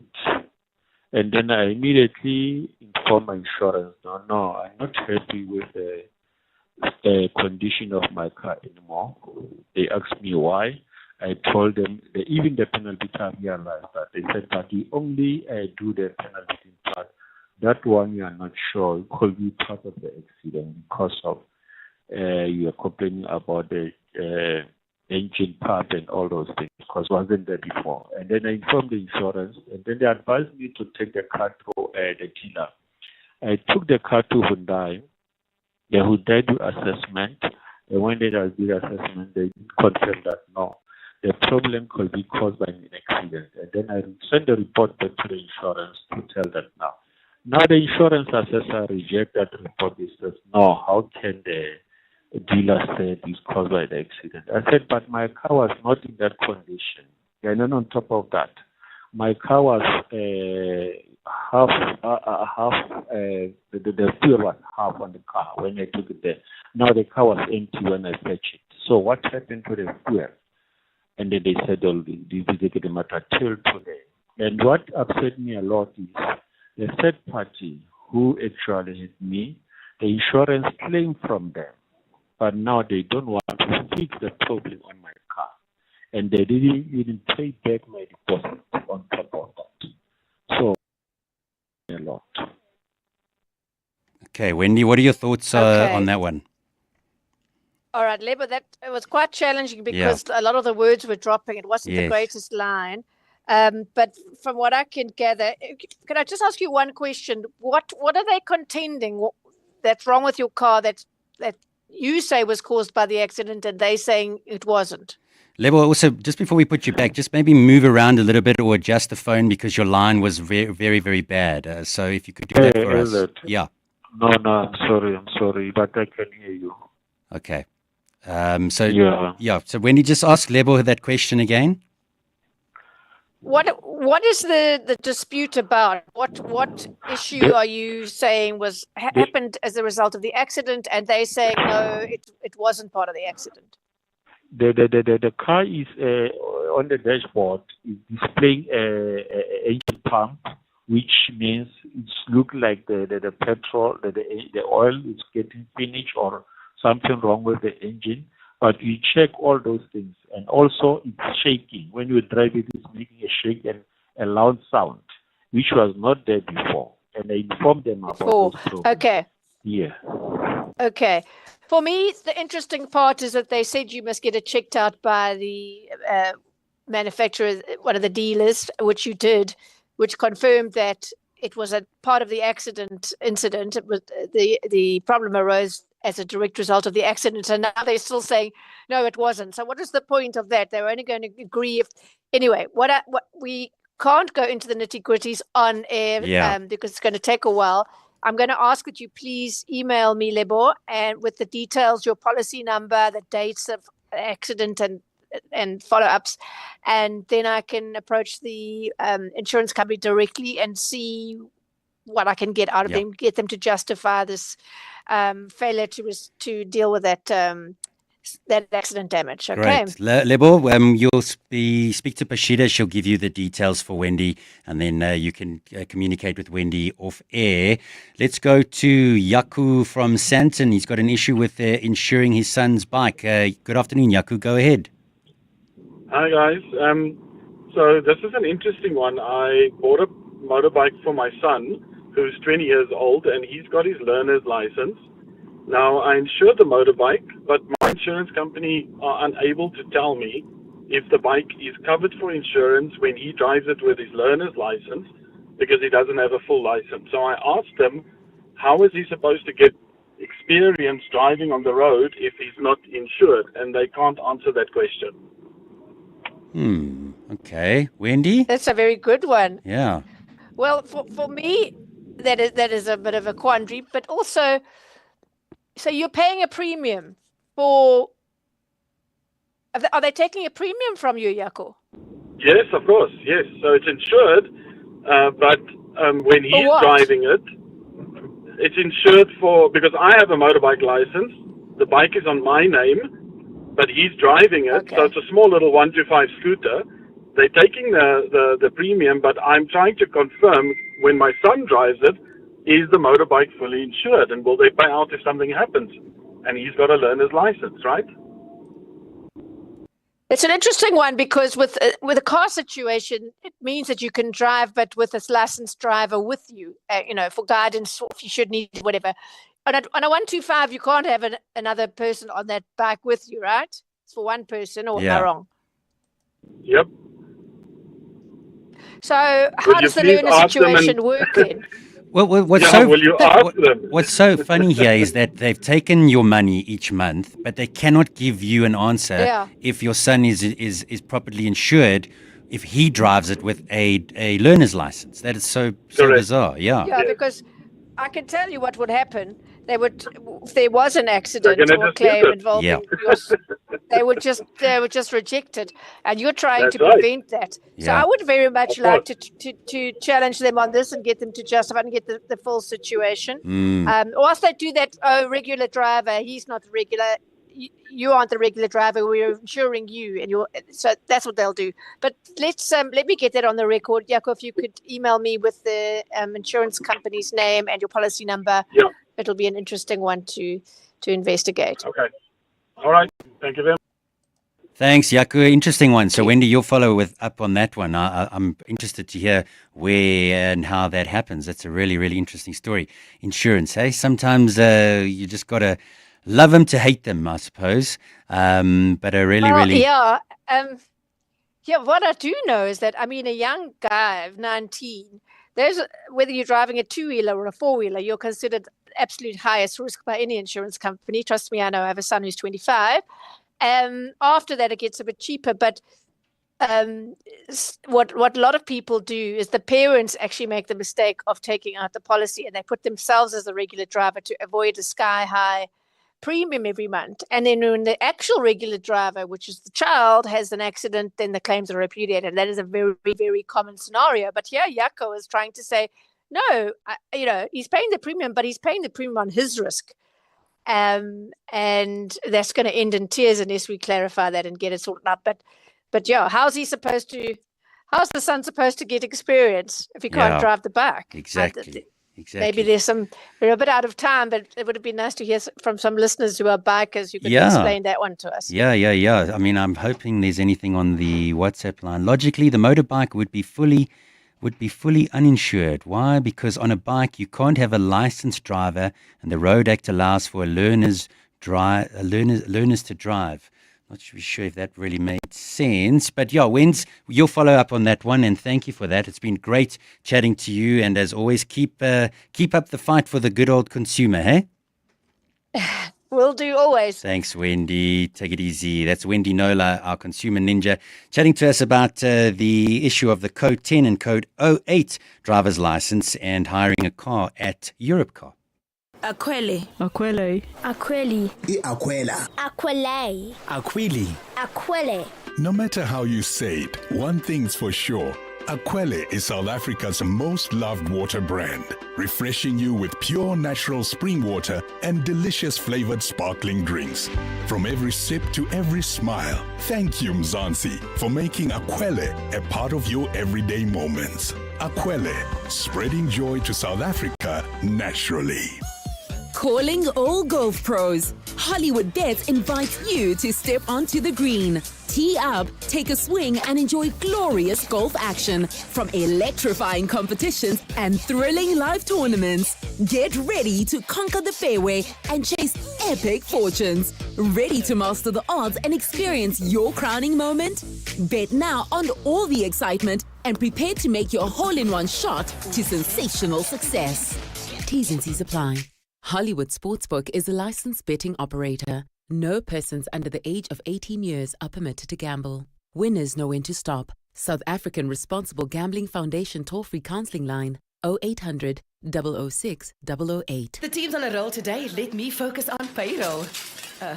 Duty calls in the kitchen. That's why I have a business insurer that is agile and on the ball all the time on all things. I chose My Way Business Insurance, getting 24/7 emergency service and saving on my premiums, plus my business assist to handle my admin. Visit myway.co.za or dial 0860 64 64 64 and get a quote today. My Way is a licensed non-life insurer and FSP. T's, C's and standard rates apply. My Way. Live your way. Let's walk the talk. 702. Just before we leave and say goodbye, we need to give away those tickets to Decorex, the double tickets to Decorex Joburg. And the question I asked earlier was, how many levels will there be at Decorex Joburg at the Sandton Convention Centre? Very, very difficult one. Motsatsi, I'm sure you had to go look in the encyclopedia, go and Google, go to ChatGPT to locate this answer. What is the answer, Motsatsi? How are you doing? I'm well, and how are you? Oh, very well, thank you. How many levels at the Decorex Joburg this year? 5 levels. Let me double check with the judges. 5 levels. Are you sure? Is that your final answer? Yes. Do you want to phone a Chomi? Maybe phone a Chomi quickly? No, I was actually on the Okay. website earlier today. So Well done. Well done, Mutsatsi. You've won double tickets to Decorex Joburg being held at the Sandton Convention Centre from the 24th to the 27th of July 2025. So well done. Enjoy and keep listening to the show. My pleasure, my pleasure. Keep listening to the show tomorrow for your last chance to win double tickets to Decorex Joburg. Thanks very much for all your contributions this afternoon. Really, really enjoy chatting to you and hopefully you've enjoyed the show as well. Right now it's 3 o'clock and time for EWN. This is EWN. A former preschool teacher accused of murder blames mental health issues, and Malema gives fired Ngabane some unsolicited advice.